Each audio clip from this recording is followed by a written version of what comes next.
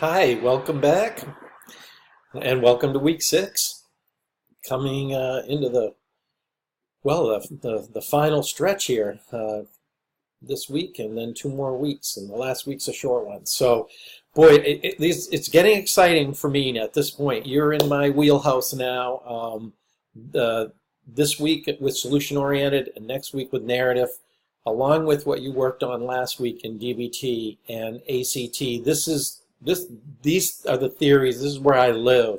This is where I've been working now for a number of years, and I'm very, very excited about the nature of these theories and how helpful I have found them to be for a diverse, wide range of individuals, families, and situations, and even in some of the community work that I've done. So welcome to my world.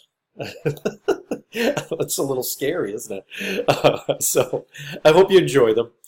You'll make your own decisions, and there's no, as we know, right? What's the most important determining factor of whether or not somebody benefits from seeing us, from seeing a clinical social worker? What's the number one most important determining factor? And I know I'm hearing this resounding, the relationship, right? It's the therapeutic relationship. So we shouldn't get too caught up in specific interventions that we use or get into big debates over which intervention works better. Really, have enough in your clinical backpack that you can offer people different options, and you'll do fine, and folks will do great, and they'll enjoy seeing you, and they'll benefit from it. So that said, let's go into this exciting world of solution-oriented therapy. Solution-oriented, by the way, is very similar to what you'll also hear or see written about in the text and other places as solution-focused. There's some slight differences. They're essentially very much the same family. So I wouldn't get hung up on terminology. I tend to use solution-oriented language more, but I also say solution-focused. So at this stage in your learning, I wouldn't get hung up on that. So I don't know. I just like this quote. It's a little bit of definitely a bit of I owe Mahatma Gandhi some credit here, but because I certainly took some of the spirit of his. But we become the person we see in our imagination. I really believe that is true at a deep level, and in a lot of the therapies that you've been looking at, from everything that's cognitive in nature, it relates to this in one way or another. So solution-oriented therapy, another cognitive theory, but now you're moving into what's called social constructionist period or social constructionism, which means that there's a broader definition of reality. People and solution-oriented is very much open to the fact that we create our reality. It's a relational, dynamic concept or construct. Solution-oriented is person-centered. It's very non-directive when done right. I say that because it gets done incorrectly quite often. And I think it's incredibly strengths-based. That's my bias, but you're going to be asked to consider that yourself this week. It has a basis in systems theory in the sense that our lives are viewed as really complex systems. And I often use the metaphor of the pebble in the pond or the drop of water in the pond, where it's a tiny drop, but it has this can have this amazingly broad and deep ripple effect on the rest of our system, if you will. So this is definitely behind the scenes part of the fundamental basis for solution-oriented. Small, tiny incremental changes can have much larger ripple effects. The other cool thing about, another cool thing, there's a lot of cool things about solution-oriented, is that it has a future orientation, and it gets criticized by people who don't know it well.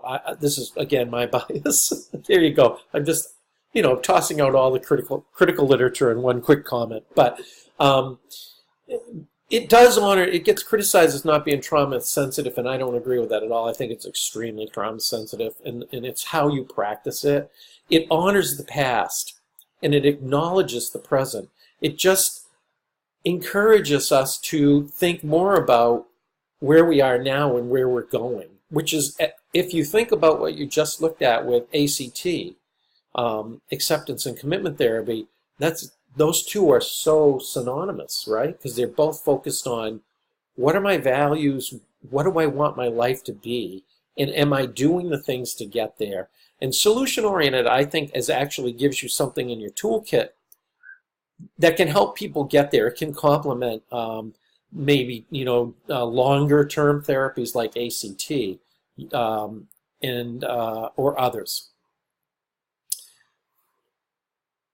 I rate it as very highly person-centered, meaning that the person is placed in the role of expert. Again, if we do this right, if we do it well, the way it's intended, and we step back, we come back.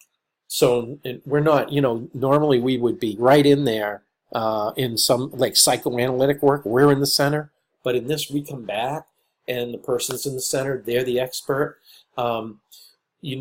We're going to encourage, and invite somebody to think about, where are you headed? Where do you want to head with your life?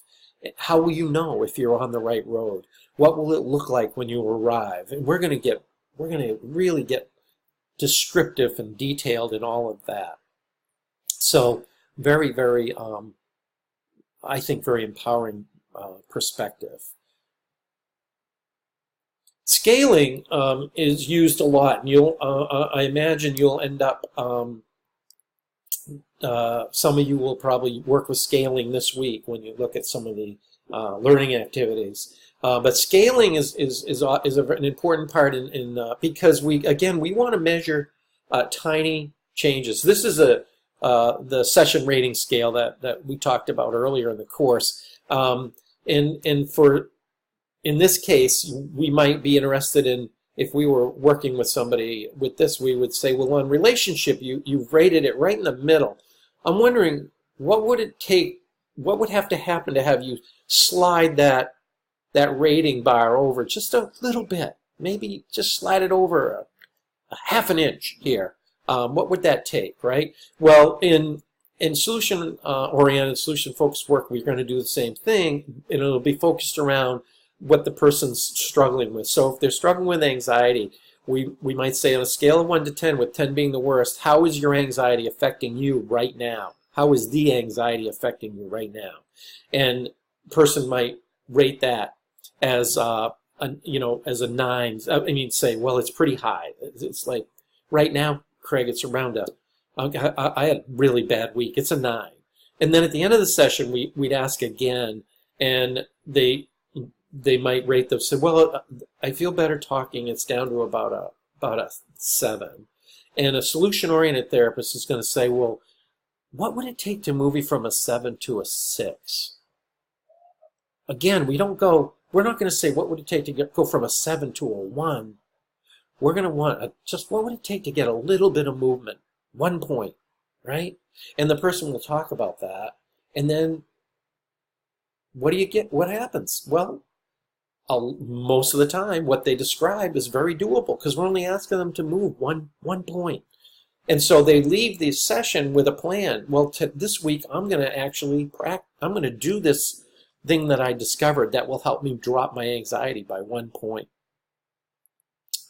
Another part of solution-oriented, this is very similar to narrative. In fact, they overlap. Both of them have very similar perspectives on this, is that we want folks to focus on their preferred story, and that to recognize that we are not our problem, right? That and we'll talk about this again next week, and you'll look at this from 2 different perspectives. They just approach it differently. So solution-oriented goes after this shift in one way, narrative does it another way. They're very complementary. But the very liberating thing is they both are encouraging people to imagine what they want their life to be. And then let's choose the baby steps that we can actually do to get there, right? So it's very, very empowering. And a lot of possibilities open up. Solution-oriented is it's short-term in nature, right? Solution-oriented, one of the wonderful things about it is it doesn't take 15 or 20 sessions. You can accomplish a lot with somebody in 5 sessions, 10 tops, right? We're going to help people discover coping strategies. What helped you get? How did you get here today?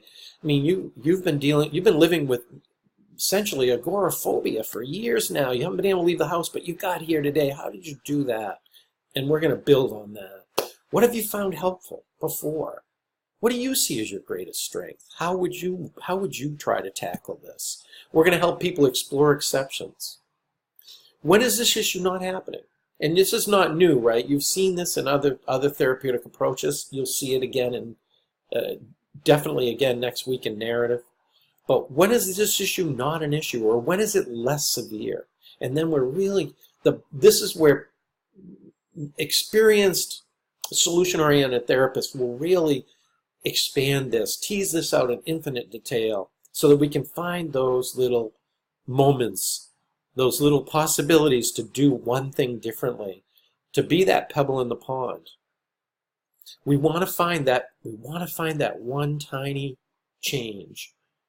And sometimes it's increasing something that's already happening.